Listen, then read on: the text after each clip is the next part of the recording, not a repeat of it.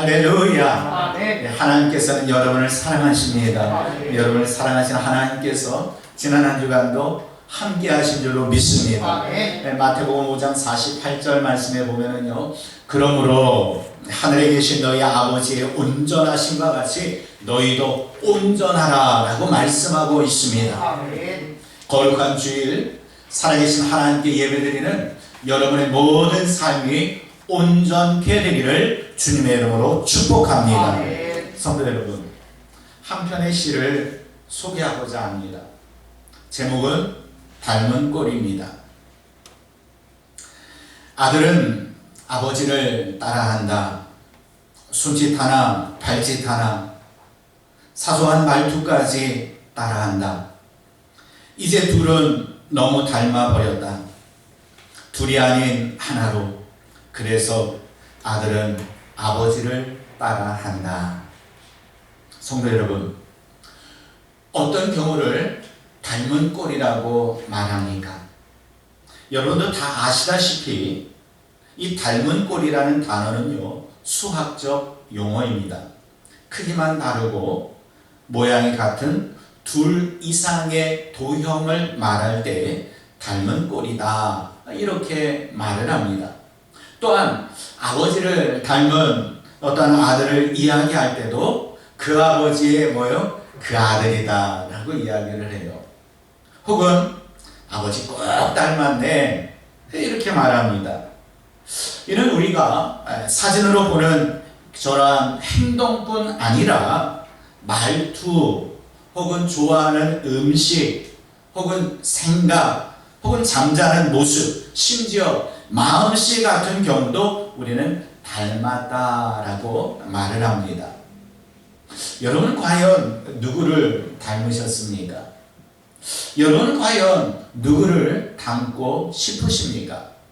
오늘 우리 본문의 말씀을 나눌 때 내가 닮아야 하고 또 어떤 속성을 닮아야 하는지 깨닫게 되는 귀하고 복된 시간이 되기를 주님의 이름으로 축복합니다. 아멘. 우리 늘사랑교회는요, 사무를 통해 하나님을 더 깊이 알아가는 달로 정했습니다. 그래서 첫 주일에는요, 사랑의 하나님에 대하여 말씀을 나누었고요. 두 번째 주일은요, 위로의 하나님에 대하여 나누었고요. 그리고 지난 주에는요, 우리가 그 영으로 역사하시는 하나님에 대하여서 나누었습니다. 오늘 우리가 그분 하나님의 아들로서 사랑의 하나님, 위로의 하나님, 영으로 역사하시는 그 하나님의 아들로서 그 아들다운 삶을 어떻게 살 것인가, 이것을 가지고 말씀을 나누려는 것입니다. 그렇다면 하나님 아버지의 삶을 닮아가기 위해서는 먼저 그분이 어떤 분인지 정확히 알아야 합니다. 하나님의 속성 가운데는요, 공유적 속성이 있고 비공유적 속성이 있습니다. 그중 오늘 우리는 하나님께서 가지고 계신 이 공유적 속성 중에 사랑에 대한 것을 나누려고 합니다. 어느 날 다윗은요, 우리야 장수를 죽입니다. 왜 죽였습니까? 밧세바를 취하기 위하여 그의 남편 우리아를 죽였습니다. 이는 하나님 앞에서 철저한 죄입니다. 그리고 때가 되매 밧세바가 첫째 아이를 낳게 되는데요, 하나님께서 다윗의 죄로 인하여 그 아이를 치셨습니다. 우리는 이 일에 대하여요, 공의의 하나님의 당연한 처사다라고 생각을 합니다. 그렇다면 밧세바가 낳았던 첫째 아이가 죽었다면, 그것이 공의라면 둘째 아이, 셋째 아이까지 모두 하나님께서 죽이셔야만 했습니다. 그런데 하나님께서 어떻게 하신 줄 아십니까? 우리 사무엘하 12장 24절과 25절 말씀 함께 읽겠습니다. 자, 시작. 다윗이 그의 아내 밧세바를 위로하고 그에게 들어가 그와 동침하였더니 그가 아들을 낳음에 그의 이름을 솔로몬이라 하니라. 여호와께서 그를 사랑하사 선지자 나단을 보내 그의 이름을 여디디아라 하시니 이는 여호와께서 사랑하셨기 때문이더라. 이렇게 말씀하고 있습니다. 우리가 생각하는 공의로 보면 이 둘째 아들도 솔로몬도 죽어야 당연합니다. 성도 여러분, 그런데 하나님께서 두 번째 아들인 솔로몬을 살려두셨습니다.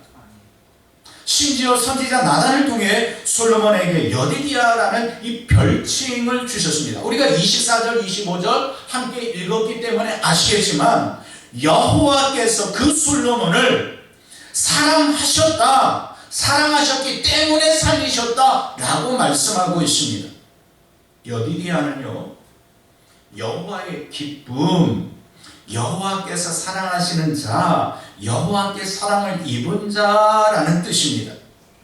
때문에 이 이름 속에는요, 부적절한 관계가 맺어졌던 다윗과 밧세바에 대한 하나님의 용서와 사랑이 담겨 있는 것입니다.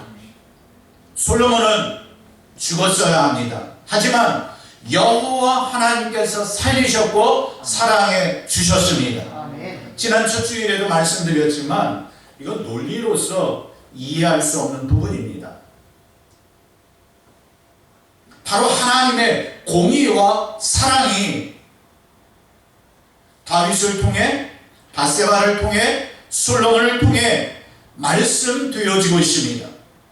하나님은 완전한 사랑 그 자체이십니다. 오늘 본문으로 돌아와서 마태복음 5장 45절 상반절 말씀에 보면 우리 함께 읽어보겠습니다. 자, 시작. 이같이 한즉 하늘에 계신 너희 아버지의 아들이 되리니. 성도 여러분, 이같이 하면 하늘에 계신 아버지의 아들이라 일컬음을 받을 것이다 라고 말씀하고 있습니다. 그렇다면 여기서 말씀하고 있는 이같이 라는 그 내용이 과연 무엇이냐라는 것입니다. 44절 말씀 바로 앞에 말씀인데요, 나는 너희에게 이르노니 너희 원수를 사랑하며 너희를 박해하는 자를 위하여 기도하라. 이같이 하면 이라는 말씀입니다. 당시 예수님의 이 말씀은요, 도전적인 말씀입니다. 원수를 사랑하며 박해하는 자를 위하여 기도하는 것 가능한 것입니까? 지금도 그렇지만 당시에는요, 오른 뺨을 치면 양쪽 뺨을 쳐야 하는 시대입니다. 눈은 눈으로, 이는 이로 갚아야 하는 시대입니다. 당시 바리새인들의 가르침이 이루어졌기 때문입니다. 43절 말씀 우리가 한번 함께 읽어볼까요? 43절입니다. 자, 시작. 또 내 이웃을 사랑하고 내 원수를 미워하라 하였다는 것을 너희가 들었으나. 성도 여러분, 지금 너희가 들었으나 라고 예수님께서 말씀하신 것은요, 예수님께서 이 바리새인들의 가르침에 대하여 너희가 바리새인들에게 이렇게 들었으나, 그래서 그 가르침에 대하여 이의를 제기하신 것입니다. 왜입니까? 레위기 19장 18절 말씀에 보면은요, 원수를 갚지 말며 동포를 원망하지 말고 내 이웃 사랑하기를 네 자신과 같이 사랑하라. 나는 여호와니라라고 말씀하고 있어요. 어찌 보면 이 바리새인들이 가르쳤던 논리와 이 레위기 19장 18절에서 말씀하고 있는 내용이 같은 내용이다라고 생각할 수 있습니다. 그러나 여기서 핵심은요, 적용의 범위입니다. 바리새인들은요, 이 레위기 19장 말씀 중에서 내 자신과 같이 사랑하라 라는 말씀을 어떻게 했어요? 임의로 뺐어요. 그리고 구약 성경에도 없는 뭐를 넣었어요? 내 원수를 어떻게 하라? 미워하라 라고 가르쳤던 것입니다.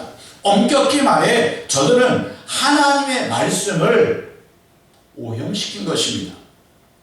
이 바리새인들의 말은요, 구약 성경이 아니었습니다.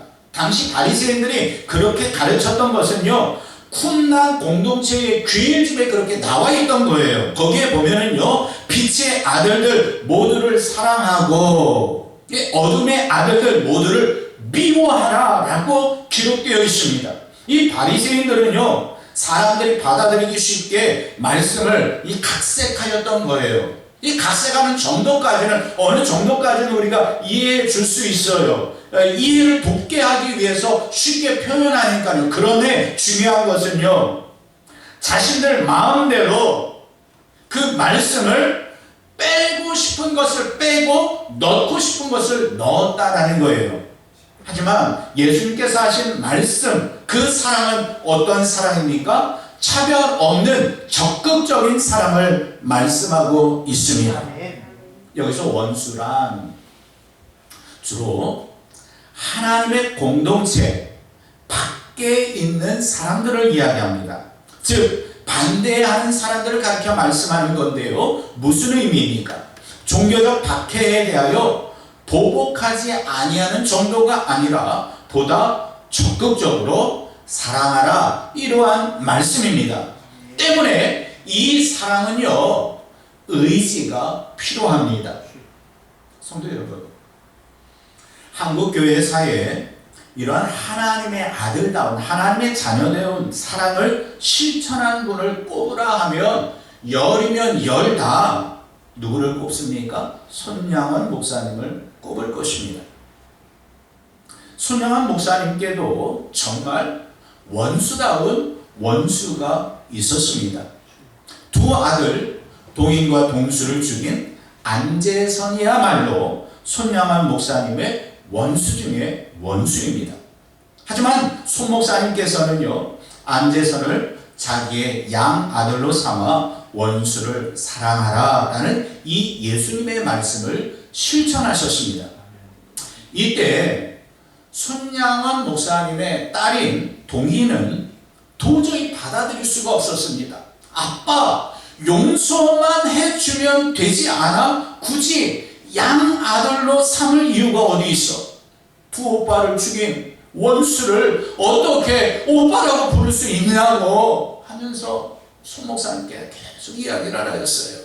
그때 손 목사님께서는 예수님께서 원수를 용서하라 하는 정도가 아니라 사랑하라라고 하시지 않으셨니? 제1계명을 어길 수 없기 때문에 신사참배를 반대하고 옥고를 치루었는데, 이 원수를 사랑하는 말씀에 순종하지 않으면 신사참배 때문에 옥고를 치르면서 너희를 고생시킨 것이 헛된 것이 되지 않겠느냐라고 말해주셨다라는 겁니다.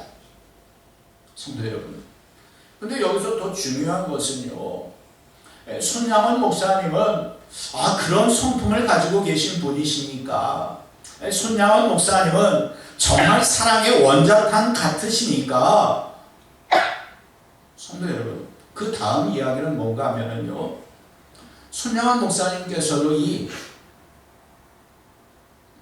안재선이라는 사람을 양 아들 삼으셨지만 마음은 편치 아니하셨다라고 기록하고 있어요.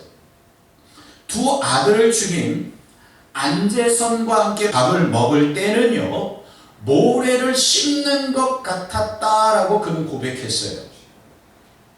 성도 여러분, 손 목사님도 사람인데 어찌 마음이 편할 리 있겠습니까? 이는 손 목사님께서는요, 말씀을 지키시기 위해 자기를 복종시키셨던 것입니다. 원수를 사랑하는 것은 마음으로 되는 것이 아니고요, 의지로 되는 것입니다. 순종은 마음 이상의 의지입니다. 순종은 선택이 아니라 필수입니다. 순종의 결과는 기쁨인 줄로 믿습니다. 우리는 하나님의 아들입니다. 하나님의 자녀입니다. 아멘. 세상 자녀와는 달라야 합니다. 나를 사랑하는 자를 사랑하면 무슨 상이 있겠습니까? 세리도, 세상의 조폭도, 사기꾼도, 심지어 정신이 도는 사람도 자기를 사랑하는 사람을 알고 자기도 사랑할 줄 압니다. 이런 사람은 1차원적인 사랑입니다. 감정적인 사랑입니다. 성도 여러분, 우리는 이러한 1차원적인 사랑, 감정적인 사랑을 하면서 나는 사랑의 삶을 살고 있다라고 말할 수 없는 것입니다. 하지만 예수님께서 우리에게 보여주신 그 사랑은 달랐습니다. 로마서 5장 10절 상반절 말씀 우리 함께 읽어보겠습니다. 자, 시작. 곧 우리가 원수 되었을 때에 그의 아들의 죽으심으로. 성도 여러분, 때가 중요합니다. 어떠한 때에 우리가 열심히 봉사하고 열심히 예배하고 열심히 헌신하고 있을 때에 그분께서 우리를 위하여 십자가에 못 박혀 죽으신 것이 아니다라는 거예요. 우리가 원수 되었을 때에, 죄 가운데 빠져 있을 때에 그분께서, 하나님의 독생자 예수 그리스도께서 십자가에서 죽으신 것입니다. 그런데 여기에서도 중요한 것은요, 예수님의 마음은요, 육신을 입고 있었기 때문에 십자가를 피하고 싶으셨다라는 것이에요. 누가복음 22장에 보면은요, 주여 이 잔을 내게서 옮기시옵소서. 이 잔을 내게서 옮기시옵소서. 근데 의지가 그 다음에 나와요. 하지만 나의 원대로 하지 마옵시고 아버지의 뜻대로 하옵소서. 마음은 이 잔을 좀 피했으면 좋겠지만 의지적으로 아버지의 뜻에 순종하겠습니다. 예수님께서는요, 원수된 우리를 위해 의지적으로 하나님의 뜻에 순종하셨던 것입니다. 더 나아가 오늘 보면 48절 말씀에 보면 그러므로 하늘에 계신 너희 아버지의 온전하심 같이 너희도 온전하라 라고 말씀하고 있습니다. 성도 여러분, 하나님의 온전하심 같이 되는 것, 이것은 예수님을 닮아가는 것입니다. 하나님의 아들다움이 드러나는 것입니다. 여기서 온전하다라는 단어는요, 목표, 목적, 끝이라는 뜻을 담고 있는데요, 하나님의 그 목적이 무엇인가, 하나님의 그 목표가 무엇인가, 그 목표에 이르는 것, 그것이 온전함입니다. 사도 바울은 이 단어를요, 고린도전서에서 성숙이라는 의미로 사용하기도 했습니다. 그렇다면 하나님께서 이 뼛속까지 죄인 우리에 대해서 모르셨기 때문에 이 말씀을 하신 것입니까? 아닙니다. 우리가 죄인이라는 것, 뼛속까지 죄인이라는 것 다 아심에도 불구하고 이 말씀을 주신 것입니다. 이 말씀의 의도는 과연 그럼 무엇입니까? 너희는 어쩔 수 없는 죄인이야, 그러니까 포기해, 이런 말씀이겠습니까? 아니면 어차피 지키지도 못하는 뼛속까지 죄인이니까 내가 신이니까 한번 말해보는 말이야, 이런 의미겠습니까? 성도 여러분, 모든 대화나 글에는요, 원석이 있어요. 그 의도가 있다라는 거예요. 이것을 우리는 발견해야 합니다. 사실 사람들이 말을 들어보면요, 대부분 좋은 의도로 이야기들을 합니다. 하지만 말하다 보면 그가 가지고 있는 그 마음, 그 원석보다 말하면서 그 유통 과정에서 변질되는 그런 경우들이 많습니다. 병원에 가면은요, 우리가 병원에 갔다라는 건 뭐 1차적인 그를 위로해 주기 위해서 간 것 아니겠습니까? 그런데 위로의 말을 할 때 그 마음에 원석을 담고 말을 하는데 어떤 경우는요, 이왕 입원했으니까 푹 쉬고 나오세요. 네, 이렇게 이야기하는 경우가 있습니다. 이 이야기의 분명한 의도는 뭐예요? 위로입니다. 하지만 이 말이 어떤 이에게는 위로가 되지만 또 어떤 이에게는 저주가 될 수 있다는 거예요. 이럴 때에 유통 과정만 가지고 이 사람 뭐야? 나한테 지금 저주하는 거야. 지금 내가 사고를 당해서 병원에 입원해 있는데 하루라도 빨리 퇴원해서 지금 해야 될 일이 산더미같이 쌓였는데 푹 쉬라고? 나를 미워하는 것 아니야? 라고 생각하면 안 된다는 거예요. 그 사람의 마음속 원석, 다시 말해서 나를 지금 위로하고자 찾아왔고 위로의 말을 하고 있다는 것을 발견해야 하는 것입니다. 때문에 오늘 보면 48절에 아버지의 온전하심과 같이 너희도 온전하라는 이 말씀은요, 하나님께서 창조하실 때에 가지셨던 목적, 그 원석을 발견해야 하는 것입니다. 우리 창세기 1장 27절 말씀 함께 읽어보도록 하겠습니다. 자, 시작. 하나님이 자기 형상 곧 하나님의 형상대로 사람을 창조하시되 남자와 여자를 창조하시고. 성도 여러분, 하나님이 자기 형상 곧 하나님의 형상대로 사람을 창조하신 거예요. 우리를 창조하신 목적이 바로 하나님의 형상에 담겨 있습니다. 하지만 모든 사람이 죄로 인하여 하나님의 형상을 잃게 됩니다. 그 잃어버린 형상을 회복시켜 주시려고 예수 그리스도께서 십자가를 지셨습니다. 이것이 구원입니다. 구원은 십자가입니다. 구원은 예수님께서 십자가의 단번에 죽으심으로 이루어졌습니다. 때문에 이 구원은 죽어 천국 가는 것만을 목표하지 않습니다. 구원은 이 세상에 있을 때부터 하나님의 아들처럼 되는 것입니다. 우리는 아버지이신 하나님께서 다윗과 솔로몬을 사랑하셨듯이 십자가에서 아버지, 저들의 죄를 사하여 주옵소서, 자기들이 하는 것을 알지 못함이니이다 말씀하신 이 사랑의 마음을 담고 깨달아야 합니다. 이것이 하나님의 사랑이며 예수님의 십자가 사랑입니다. 마태복음 5장 44절 말씀 우리 다시 한번 읽어보겠습니다. 자, 시작. 나는 너희에게 이르노니 너희 원수를 사랑하며 너희를 박해하는 자를 위하여 기도하라. 아멘. 아멘입니까? 아멘. 이 말씀 맞습니까? 아멘. 하지만 진정 우리의 삶을 살필 때 이렇게 살 수 있습니까? 원수를 사랑하며 박해하는 자를 위하여 기도할 수 있습니까?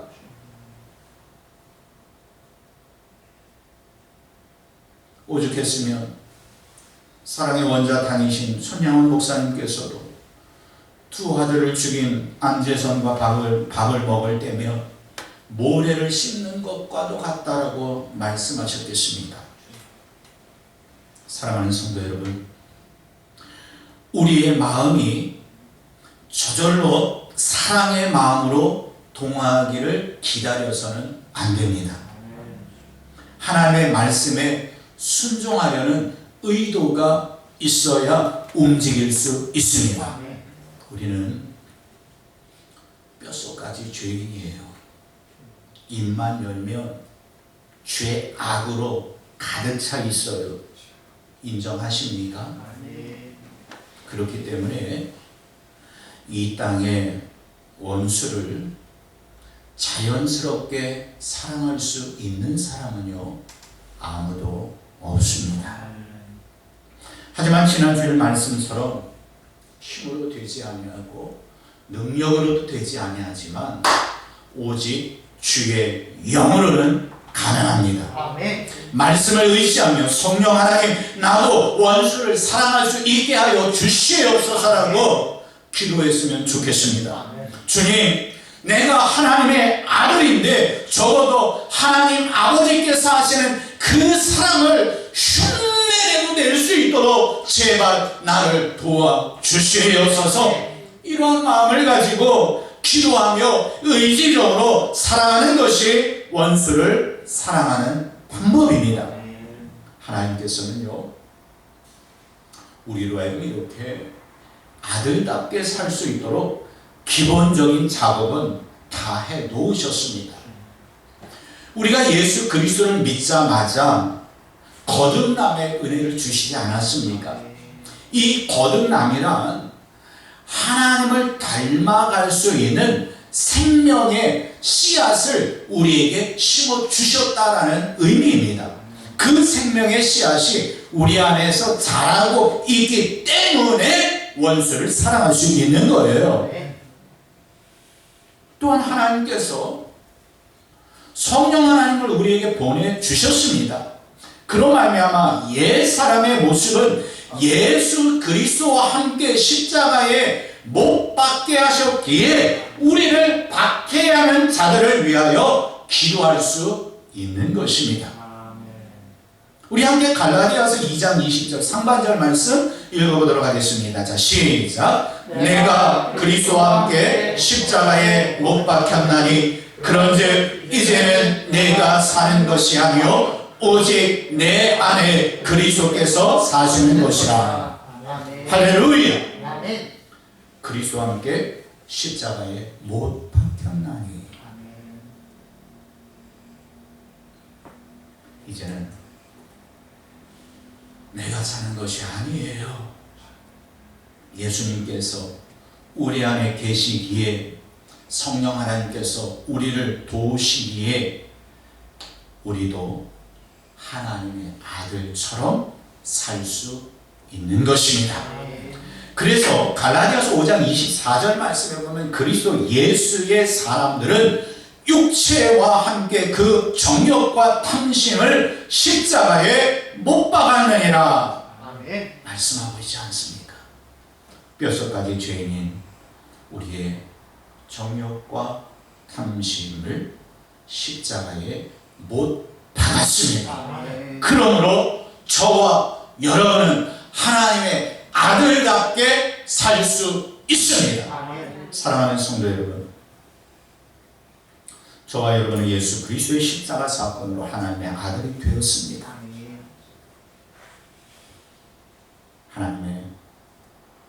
하나님 아버지를 닮아가는 아들이 되었으면 좋겠습니다. 원수를 사랑하며 박해하는 자를 위하여 기도하는 아들이 됩시다. 하늘 아버지의 온전하심 같이 하나님의 형상을 온전히 닮아 갑시다. 하나님 아버지께서는 우리가 아들다워질 때까지 그 열심을 쉬시지 아니하십니다. 성령 하나님께서 우리를 도와주십니다. 이 모든 사랑의 마음을 입을 삼아 이 한 주간도 영혼의 참된 쉼을 누릴 수 있는 저와 여러분이 되시기를 주님의 이름으로 축복합니다. 우리 함께 기도하겠습니다.